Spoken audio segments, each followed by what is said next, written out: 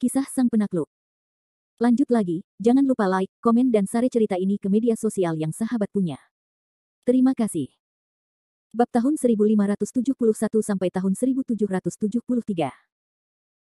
Angin suram bertiup, dan malam di Laut Cina Selatan semakin larut. Setelah tsunami besar di siang hari, ujung dunia di Laut Cina Selatan sangat tertekan dan sunyi. Banyak wisatawan telah tidur lebih awal dan bersiap untuk meninggalkan Laut Cina Selatan keesokan paginya untuk mengakhiri perjalanan berbahaya ini. Namun, dibandingkan dengan wisatawan yang siap untuk pergi, Kevin Ye dan 4 orang lainnya di suite hotel Tianya Haijiao sangat senang. Dengan kontes 1 lawan 3, Mia Fang, Lin Sailing dan Lana Qin dan 3 orang lainnya, seperti gurita, lumpuh di tempat tidur, di lantai, dan di sofa, tidak memiliki kekuatan. Saat ini, Anda dapat mencium bau busuk di mana-mana di suite. Bahkan Mia Fang sedang berbaring setengah buah merah. Pemandangannya sangat harum. Tentu saja, Kevin Ye tidak melupakan janji yang dia janjikan kepada Lana Qin di siang hari. Mia Fang dan Lin Sailing sama-sama dilempar dengan keras lagi sampai ketiga wanita cantik itu memohon belas kasihan. Namun, dibandingkan dengan kelemahan dan ketidakberdayaan 3 orang Mia Fang, Kevin Ye saat ini penuh semangat dan tidak ada jejak perang apapun. Berbalut jubah mandi putih, Kevin Ye berdiri sendirian di jendela pendaratan yang besar, merokok dan menatap seluruh Laut Cina Selatan. Ini bukan pertama kalinya Kevin Ye datang ke Nanhai. Sekolah menengah pertama Lin Hai pernah menyelenggarakan perjalanan ke Nanhai. Saat itu Kevin Ye dan Lin Sailing datang bersama. Sekarang tempat lama itu kembali, tetapi juga di sekitar Mia Fang dan Lana Qin, Kevin Ye tampak lebih bahagia. Melihat keluar jendela, mulut Kevin Ye membisikkan sebuah nama, Zheng Qianrou, ketua grup Zheng Laut Cina Selatan, caibol terbesar di Laut Cina Selatan. Tidak heran, tidak heran. Jelas, Kevin Ye saat ini telah menemukan wanita berbaju merah di siang hari, dan juga telah menemukan identitasnya. Lagi pula, dengan kultivasi Kevin Ye saat ini, dia tidak perlu menyelidiki dengan sengaja. Pikirannya sudah melekat pada tubuh Zheng Qianrou.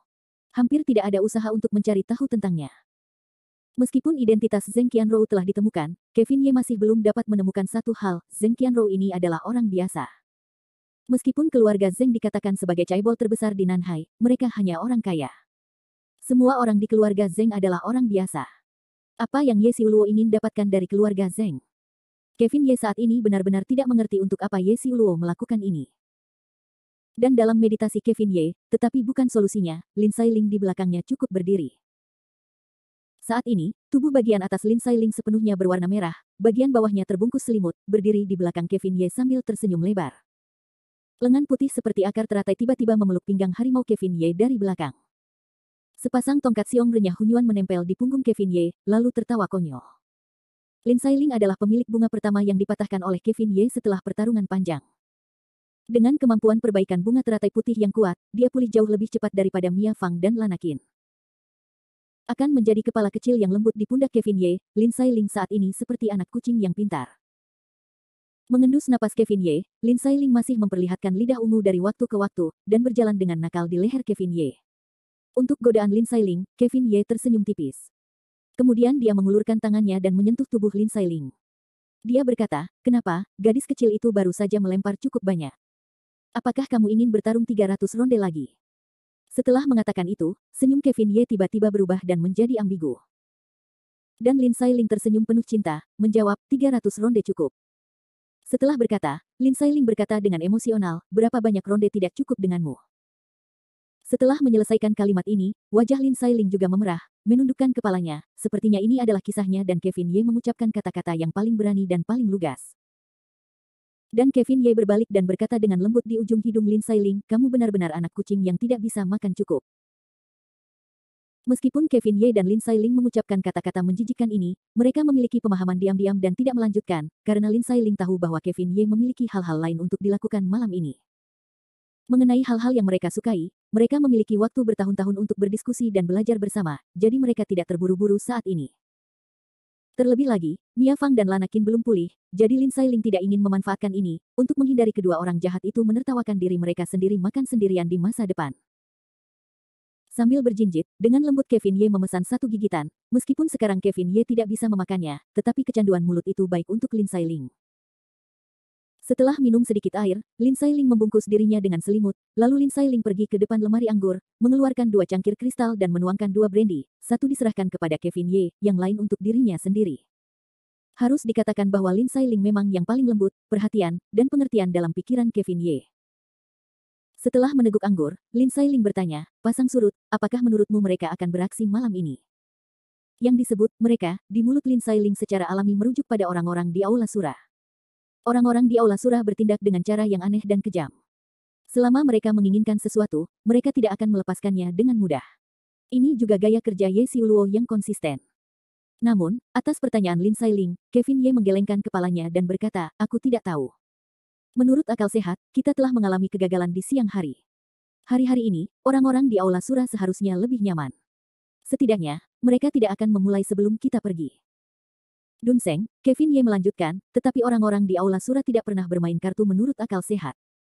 Siapa yang tahu apa yang akan mereka lakukan selanjutnya?"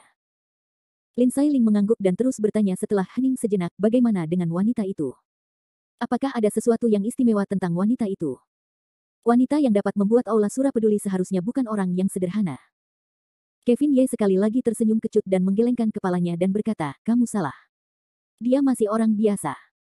Namun, aku tidak mengerti mengapa Ye Xiuluo ingin menyerangnya, atau apa yang ada di tubuhnya yang layak untuk dipertimbangkan Ye Xiuluo." Lin Sailing setengah bercanda, mungkin Ye Xiuluo sedang ngiler melihat kecantikan orang lain, mungkin. Kata-kata Lin Sailing membuat Kevin Ye tercengang, bagaimana bisa Ye Xiuluo mengatakan bahwa dia seharusnya menjadi pria berusia ribuan tahun, dan akan mendambakan seorang gadis kecil berusia 20-an. Ini terlalu berlebihan. Saat itu, Kevin Ye berkata, tetapi tiba-tiba suaranya berhenti tiba-tiba, dan matanya penuh dengan cahaya yang menyilaukan. Ada keterkejutan dan kebingungan dalam cahaya itu, tetapi lebih dari itu masih ada yang diinginkan. Dan Lin Sailing saat itu juga memperhatikan penampilan Kevin Ye yang aneh, segera bertanya, "Pasang surut, ada apa? Apakah orang-orang dari Aula Surah yang memulai?" Kevin Ye tidak menjawab kata-kata Lin Sailing, tetapi terkejut sejenak, lalu berkata, "Itulah yang menghilang selama bertahun-tahun yang tak berujung. Aku khawatir tidak ada yang mengira bahwa itu benar-benar ada di dunia." Saat dia mengatakan ini, Kevin Ye menatap langit dan berkata, "Taoist tua, kamu layak menjadi juru bicara jalan surga. Kamu telah membuat permainan yang bagus. Ini permainan yang bagus." Bab 1572. Malam di Laut Cina Selatan begitu gelap sehingga orang-orang merasa ngeri. Nafas pembunuhan telah menyapu seluruh Laut Cina Selatan sekarang. Di bawah permukaan laut yang tenang, arus bawah sedang melonjak. Saat ini, Zhengjia di Nanhai masih penuh dengan cahaya, dan bahkan dapat mendengar semburan suara. Keluarga Zheng layak menjadi keluarga terkaya di Laut Cina Selatan. Saya khawatir tidak ada seorang pun di seluruh Laut Cina Selatan untuk villa bangsawan itu. Di halaman yang luas, beberapa pengawal berpakaian hitam terus berpatroli. Dilihat dari kecepatan dan fisik mereka, orang-orang ini bukan pengawal biasa. Meskipun mereka bukan prajurit, mereka semua adalah pasukan khusus. Di pintu masuk penjaga pintu Zheng, seorang lelaki tua yang tampak seperti pembantu rumah tangga berdiri tak berdaya, mendengarkan semburan pertengkaran dan tangisan yang datang dari kamar. Lelaki tua itu menggelengkan kepalanya tak berdaya. Tidak jauh dari pembantu rumah tangga, seorang wanita berusia 50-60 tahun menatap lelaki tua itu dan bertanya dengan suara rendah, "Pembantu rumah tangga Wu, ada apa?" Jelas, pertengkaran keluarga Zheng tampaknya telah terjadi lebih dari sekali. Pengurus rumah tangga Wu mendesah tak berdaya, berjalan maju beberapa langkah, dan kemudian membawa wanita itu ke halaman. Tidak ada seorang pun di sekitar. Pengurus rumah tangga Wu berkata, "Apalagi? Ini bukan tentang Niu Niu. Ayah dan anak itu bertengkar lagi." Ah. Wanita itu juga mendesah pelan, dan kemudian berbisik, "Niu Niu, anak itu sangat manis. Aku benar-benar tidak tahu apa yang dipikirkan Tuan.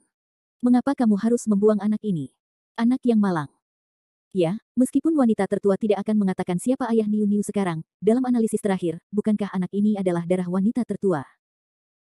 Pengurus rumah tangga Wu dan wanita itu terus bergumam, seolah-olah mereka merasa kasihan pada anak itu. Dan sekarang suara pertengkaran di rumah itu semakin keras. Suara tua itu tampaknya agak tidak bermoral, "Ngomong-ngomong, aku tidak setuju untuk meninggalkan orang aneh seperti itu di keluarga Zheng kita. Ini bukan hanya masalah harga diri, tetapi juga menyangkut keselamatan seluruh keluarga Zheng kita." Suara Zheng Qianrou juga meninggi saat itu, "Baiklah, karena kamu tidak menginginkan Niu Niu, maka kamu juga tidak menginginkanku. Kamu seharusnya berpikir bahwa aku telah membesarkan putriku. Aku tidak dapat melakukan apapun terhadap keluarga Zheng, tetapi Niu Niu adalah putriku, aku tidak dapat meninggalkan darah dagingku. Kamu, keras kepala, keras kepala. Apakah kau ingin meninggalkanku demi dagingmu sendiri? Zheng Yuanshan, aku tahu kau ingin menyerahkan apa yang disebut kelompok Zheng milikmu kepada anak harammu.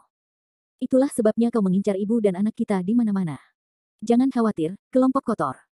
Aku dulu sangat lembut, dan setengah sen bukanlah hal yang langka. Aku akan mengundurkan diri dari posisi ketua Zeng besok. Kau dapat melakukan apapun yang kau inginkan di kelompok Zeng. Kata-kata Zeng Qianrou yang terdengar kejam, kata-kata ini juga membuat ayahnya Zeng Yuanshan tidak memiliki emosi sama sekali. Memang, Zeng Yuanshan ingin menyerahkan keluarga Zeng kepada putranya. Sayangnya, anak haramnya masih terlalu muda, baru berusia 12 tahun. Zeng Yuanshan sudah terlalu tua dan terlalu tua. Jika dia ingin membuat kelompok itu aman, dia harus mengurus kelompok itu sendiri. Bagaimanapun, Zeng Qianrou adalah darah keluarga Zeng. Terlebih lagi, Zeng Qianrou telah melakukannya dengan sangat baik selama bertahun-tahun ini. Dia adalah seorang jenius bisnis. Aset Zeng telah meningkat beberapa kali lipat dalam beberapa tahun. Selain itu, banyak orang dalam kelompok sekarang mengikuti jejak Zeng Qianrou. Jika dia pergi, Zeng Yuanshan dapat yakin bahwa seluruh keluarga Zeng akan kehilangan separuh pujiannya, yang tidak ingin dilihat Zeng Yuanshan. Duduk di sofa, Zeng Yuanshan terdiam dan terdiam. Bagaimanapun, sekarang dia dalam bahaya. Di sisi lain, Zeng Qianrou membawa Niu Niu bersamanya, tetapi ekspresinya juga setengah pantang menyerah. Karena Zeng Yuanshan sekali lagi dan lagi meninggalkan putrinya, Zeng Qianrou sekarang berkecil hati, perasaan dingin seperti itu adalah yang belum pernah dia alami dalam hidupnya. Setelah setengah dering, Zeng Yuanshan berkata lagi, Xiao Rou, apakah kamu masih menolak untuk memberitahu siapa ayah dari anak ini? Sebagian besar kemampuan anehnya berasal dari ayahnya. Anak ini bukan orang yang sama dengan kita. Tidak bisakah kamu menerima kenyataan? Tidak ada gunanya memaksa. Zeng Yuanshan hanya bisa menggunakan emosi. Namun, Zeng Qianrou tampaknya tidak mempercayainya. Dia hanya berkata, aku tidak peduli apa yang aneh tentang Niu Niu. Aku hanya tahu bahwa dia adalah putriku. Itu sudah cukup. Zeng Yuanshan melihat putrinya begitu keras kepala sehingga dia tidak punya pilihan selain berkata, baiklah, baiklah, karena kamu begitu keras kepala, aku tidak bisa menahannya. Mulai hari ini, ibu dan anakmu akan pindah dari villa ini. Aku sudah tua dan tidak tahan dengan rangsangan. Aku tidak ingin mendengar lolongan ayam dan anjing di halaman setiap malam, dan aku tidak ingin melihat pemandangan berdarah setiap pagi. Qian Qianrou kemudian bersenandung, dengan nada meremehkan, pindah, pindah, aku akan berkemas, segera pergi. Qian Qianrou berkata sambil menarik Niu Niu, Niu Niu, ayo pergi. Pada saat itu, gadis kecil Niu Niu tidak berdaya, dengan mata besarnya yang penuh air mata, jadi dia meninggalkan villa bersama Zeng Qianrou. Baru setengah jalan, Niu Niu tiba-tiba memegang tangan Zeng Qianrou dan berkata, Ibu, apakah aku benar-benar monster? Zeng Qianrou segera berjongkok, membelai wajah Niu Niu dengan lembut dan berkata, Niu Niu, kamu bukan monster, kamu selalu menjadi bayi yang baik bagi ibu. Tapi kakek dan nenek, mereka semua mengatakan aku monster, dan semua orang di keluarga sepertinya tidak menyukaiku. Saat berbicara, ekspresi Niu Niu tiba-tiba menjadi sedih. Dan Zeng Qianrou segera menghibur, anak-anak bodoh, mereka tidak menyukaimu, itu alasan mereka sendiri, selama ibu ada di sana, ibu akan melindungimu. Mendengar kata-kata Zeng Qianrou, Niu Niu langsung menangis dan berkata sambil tersenyum, aku tahu bahwa ibuku adalah yang terbaik untukku. Setelah itu, Niu Niu segera melingkarkan lengannya di leher Zeng Qianrou dan siap menciumnya dengan ganas. Namun, ketika Niu Niu memeluk leher Zeng Qianrou, matanya yang besar tiba-tiba memancarkan cahaya yang tidak biasa, yaitu cahaya berwarna darah. Tanpa disadari, mulut Niu Niu terbuka, dan dua taring putih tiba-tiba tumbuh, menghadap leher Zeng Qianrou. Saat ini, Kevin Ye dan Lin Sailing jelas-jelas melihat pemandangan ini di atas kepala awan keluarga Zeng. Mereka saling memandang, lalu berkata bersama, Asura, apakah dia Asura? Bab 1573. Asura adalah salah satu ras terhebat di zaman kuno, dan juga merupakan ras alternatif yang diciptakan oleh iblis darah itu sendiri. Sebelum Nuwa menciptakan manusia, hanya ada 3 ras utama di bumi kuno, tentu saja, klan iblis dan klan penyihir, dan sisanya adalah Asura. Asura tidak meninggalkan lautan darah sepanjang tahun, jadi pertempuran antara Lik yang menghancurkan langit dan bumi tidak memengaruhi Asura. Dikatakan bahwa semua wanita dari klan Asura sangat cantik, yang sangat menarik. Namun, sangat menyedihkan bahwa pria dari klan Asura anehnya jelek, seperti iblis. Ini juga merupakan 2 ekstrim zaman kuno. Selain itu, orang-orang Asura tidak keluar dari lautan darah sepanjang tahun, dan memakan darah kotor di lautan darah. Ini juga menyebabkan orang-orang Asyura suka minum darah seperti orang-orang darah di barat. Namun, Asura memiliki keuntungan besar atas ras darah barat, yaitu, mereka tidak takut pada sinar matahari, yang tidak ada bandingannya dengan klan darah barat.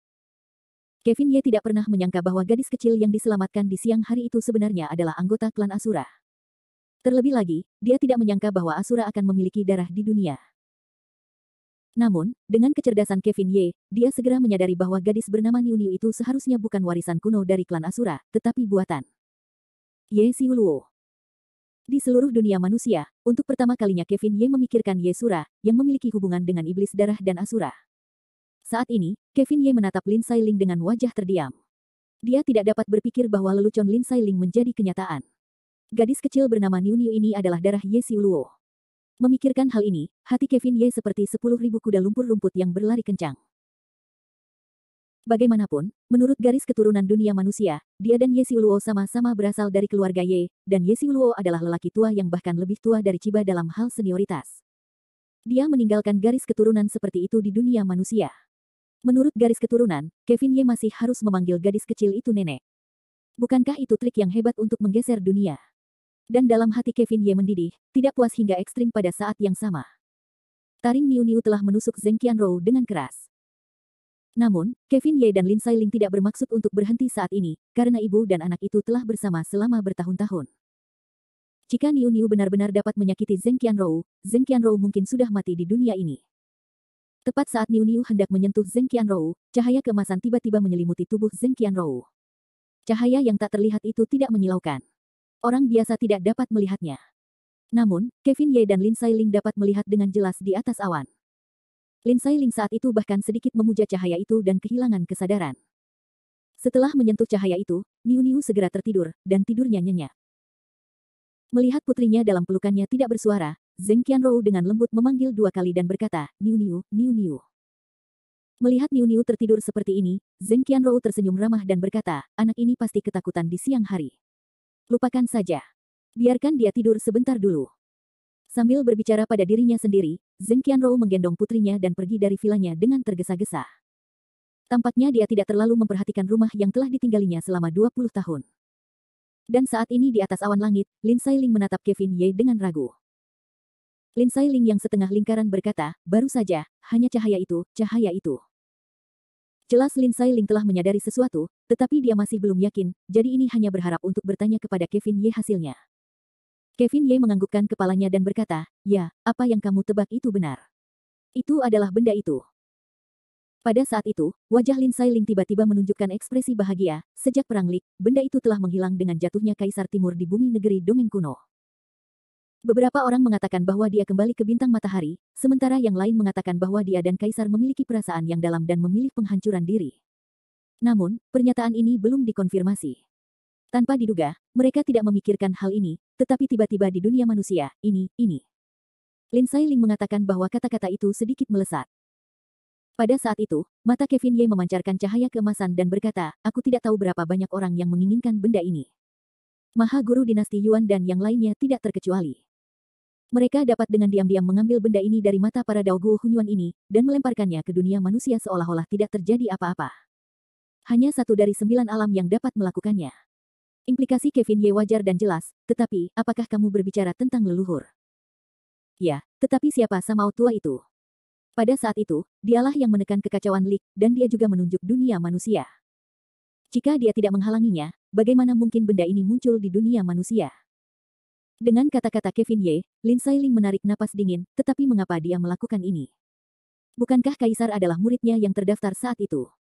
Siapa yang tahu? Siapa yang tahu apa yang dipikirkan mesin itu? Kevin Ye tidak merasa kagum dengan leluhur Tao yang tinggi itu. Bagaimanapun juga, Tao tua itu bukan lagi dirinya sendiri, tetapi hanya sebuah mesin yang menjalankan jalan surgawi. Tidak heran Ye Xiuluo telah menatap rumah Zheng, menatap Zheng Qianrou. Ternyata ada rahasia besar yang tersembunyi di dalam tubuhnya. Itu dirampok oleh semua orang di zaman kuno, terutama di dunia manusia. Jika ada yang mendapatkannya, dia dapat menghancurkan bumi dan langit. Lin Sailing saat ini sedang mengerti mengapa Ye Xiuluo harus melakukannya. Dan Kevin Ye berkata dengan senyum sinis, ya, demi mendapatkannya, Ye Xiuluo bersusah payah. Menurut usia Niu Niu, Ye Xiuluo telah menemukannya 4 atau 5 tahun yang lalu, atau bahkan lebih lama. Karena alasan ini, dia bahkan menjilat wajah tua untuk merayu seorang anak berusia 20 tahun, dan dia memiliki anak dengan Zheng Qianrou. Benar-benar tidak tahu malu.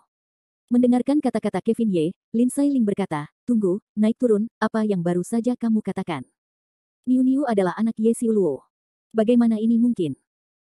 Kevin Ye mencibir, dan matanya melonjak. Aku tidak ingin mempercayainya, tetapi sayangnya, lelukonmu menjadi kenyataan.